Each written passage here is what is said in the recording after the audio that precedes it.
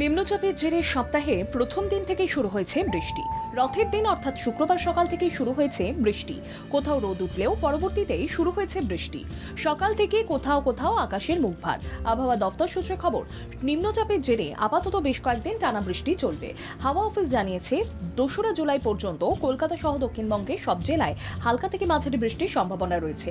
70 থেকে 110 মিলিমিটার পর্যন্ত বৃষ্টি হতে পারে এই জেলাগুলোতে। শুক্রবার দক্ষিণবঙ্গের কয়েকটি জেলায় বজ্রবিদ্যুৎ সহ হালকা থেকে মাঝারি বৃষ্টির সতর্কতা ছিল। আবহাওয়া দফতর জানাচ্ছে, গাঙ্গেয় পশ্চিমবঙ্গের জেলাগুলিতে আপাতত তাপমাত্রার কোনো হেরফের হবে না। শুক্রবার কলকাতার সর্বনিম্ন তাপমাত্রা 31 ডিগ্রি সেলসিয়াসের কাছাকাছি। বৃষ্টি হলেও অস্বস্তি বজায় থাকবে আগামী কয়েকদিন। সমুদ্র উত্তাল হওয়ার কারণে আগামী কয়েকদিন সমুদ্রে যেতে মৎস্যজীবীদের নিষেধাজ্ঞা জারি করা হয়েছে। এক নজরে দেখে নেব কোথায় কোথায় বৃষ্টি হবে। হুগলি, 2 চব্বিশ পরগনা, 2 বর্ধমানে ভারী বৃষ্টির সম্ভাবনা। রবিবার হুগলি, পশ্চিম মেদিনীপুর, বাঁকুড়া, 2 বর্ধমান, বীরভূমে ভারী বৃষ্টির সম্ভাবনা। সোমবার বৃষ্টি হবে ঝাড়গ্রাম, পুরুলিয়া, বাঁকুড়ায়।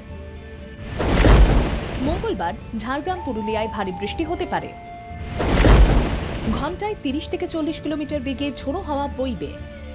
দক্ষিণের পাশাপাশি উত্তরেও জারি থাকবে বৃষ্টি। দার্জিলিং, কালিম্পং, আলিপুরদুয়ার, কোচবিহার, জলপাইগুড়ি, উপরের 5 জেলাতে বিক্ষিপ্তভাবে ভারী বৃষ্টির সতর্কতা জারি রয়েছে। 100 মিলিমিটার পর্যন্ত বৃষ্টি হতে পারে বলে জানা যাচ্ছে হাওয়া অফিস সূত্রে। ব্যুরো রিপোর্ট, বাংলা জাগো।